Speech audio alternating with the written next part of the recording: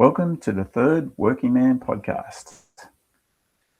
Currently what we're doing is working through the supplements to my book, Uncommon Wealth for the Working Man, in which I lay out a 7-step system, simple system that anyone can put in place to help find money to invest and build their wealth.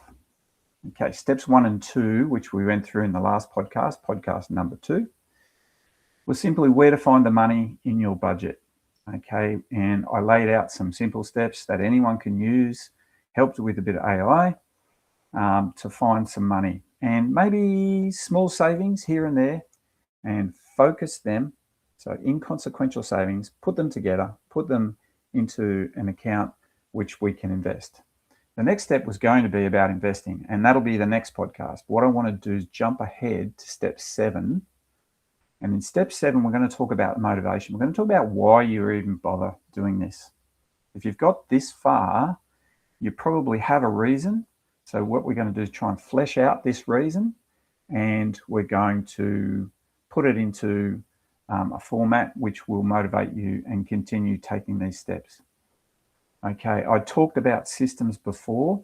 So all successful people actually work a system. A system is just a series of steps, one after the other, that is repeatable, that you will get a good outcome from and move you towards your goal. So, right.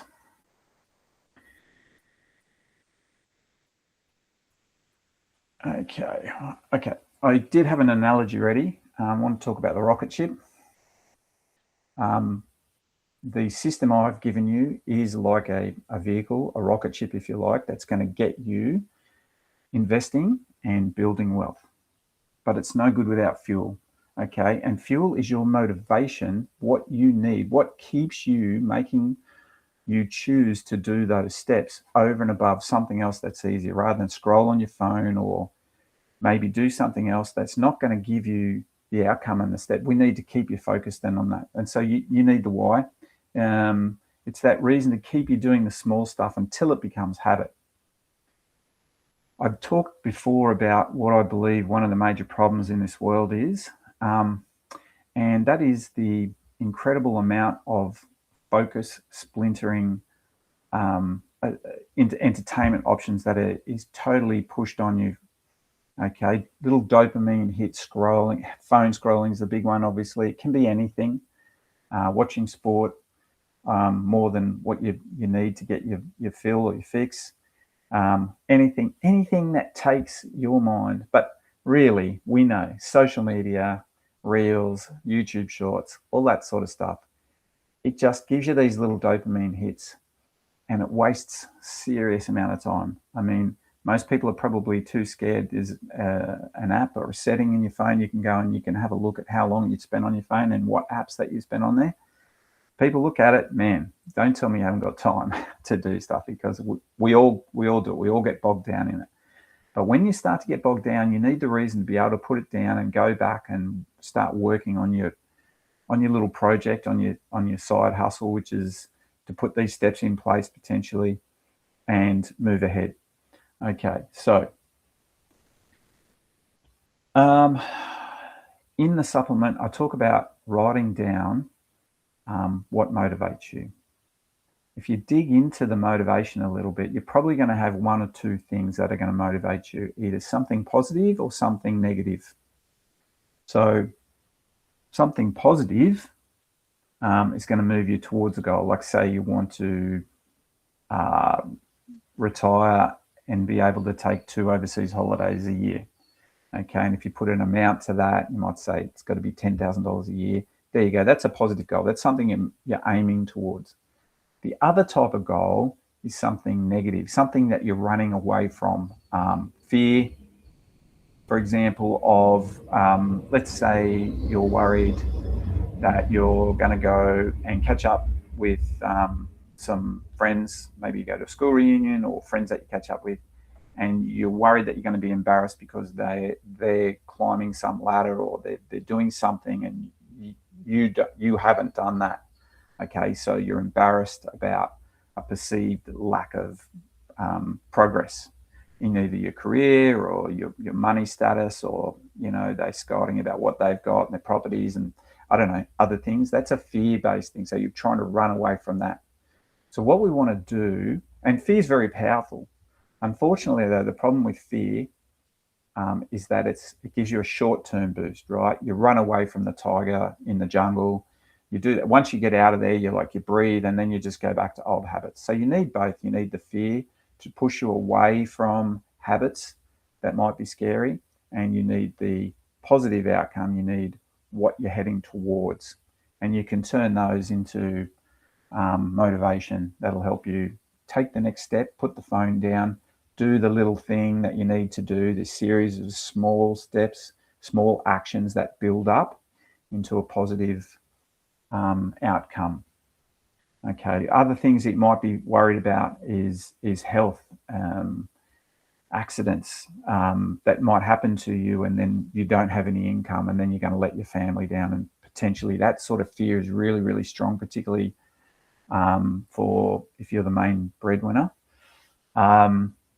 Obviously, being a male, I know men suffer from this, and I know women will as well, but I just know that's a really strong fear-based thing. So why not turn that around and then say, okay, what I need to do is build a buffer, an investment buffer of some money, capital, investments, so that if that does happen, I can breathe, and I know that I've got 6 months, 12 months, 2 years. Okay, if you never have to tap into it, well, then it does a second thing. It's probably going to help you with some future goal, you know, so you can use it as that to drive you to get to a certain level. And then that investment can then be used as something more positive even down the track, like helping out your kids with housing, retire early. Or another one is that you might not think, if you work in a physical capacity, you may not think that you're able to continue that level of physical work until you get to your 60s, 70s or on. So you might want to, at some point, look at retraining or moving to a less physical occupation.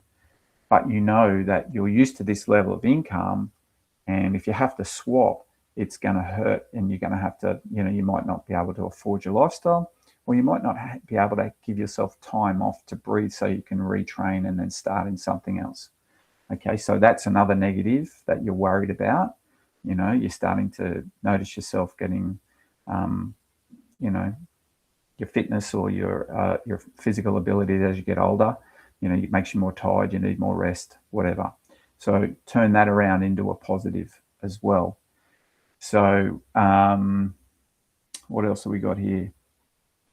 Oh, another fear is being financially dependent in your old age, that you're not going to have a lot of options, and that you might have to, you know, have the government look after you. Now, we know with inflation, the pension is just getting, the value of that money that they're giving you is getting less and less over time.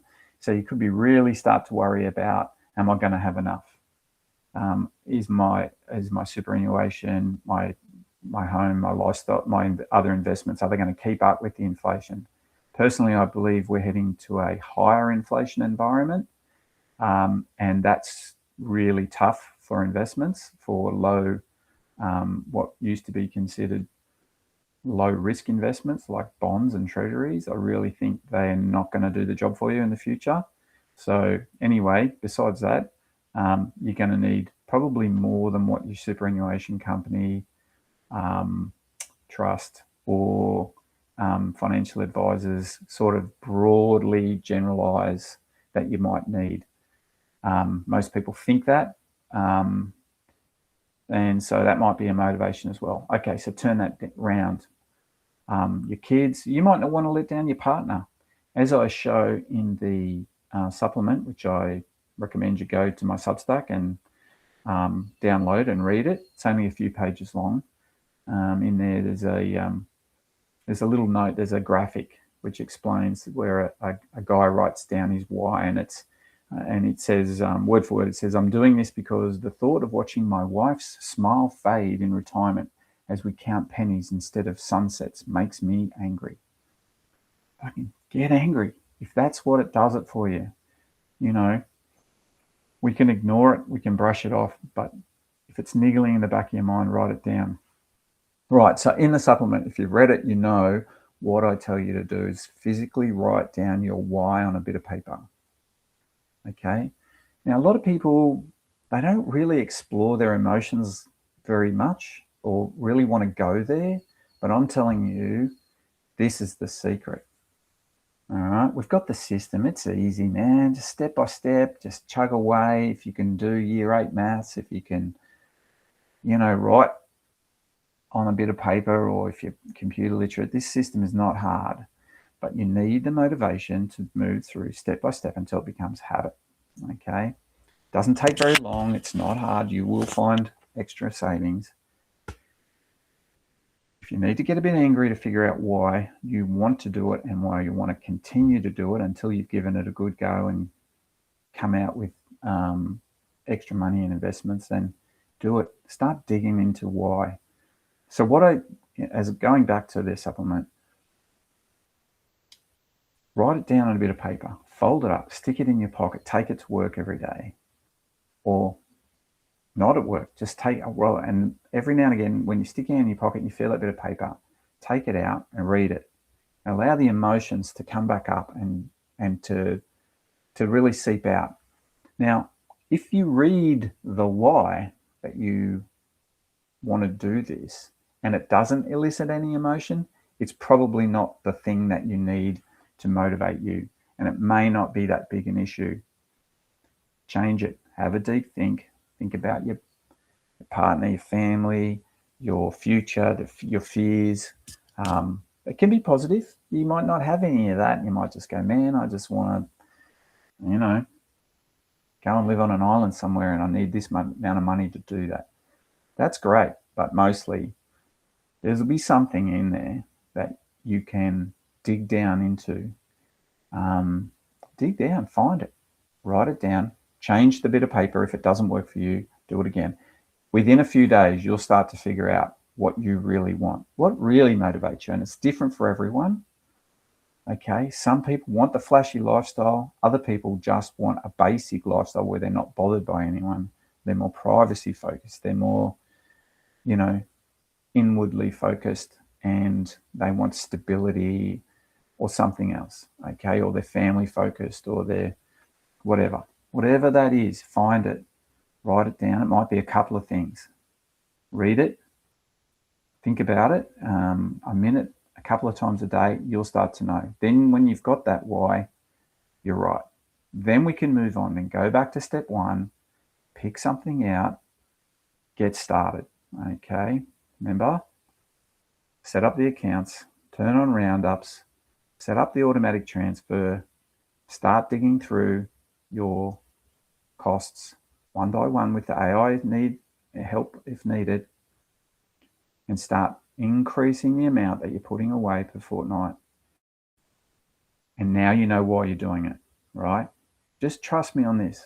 Those small steps stacked on top of each other will start off slow, and just like a trickle turns into a river, turns into a flood, we're going to get there, okay?